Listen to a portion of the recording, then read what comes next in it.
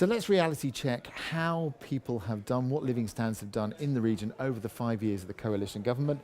And while we're at it, we'll check what some of the politicians are saying as well. So let's start off with something we can measure. Weekly wages, average weekly wages for the region. Back in 2011, £460 people had on average coming in, and by 2014 that had gone up to £479. That is clearly an increase.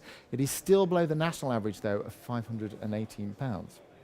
What are politicians saying about how people have done over the past 5 years? Well, Labour like to say and claim that people are £1,600 a year worse off under the coalition government. Now, while the Institute for Fiscal Studies say this number isn't misleading as such, boiling everyone's experience down to one big number that you can stick on a poster probably doesn't tell us much about what many people have experienced over the past 5 years. How about what the other side like to say? Well, the Chancellor likes to say that average household incomes have gone up, and that's true.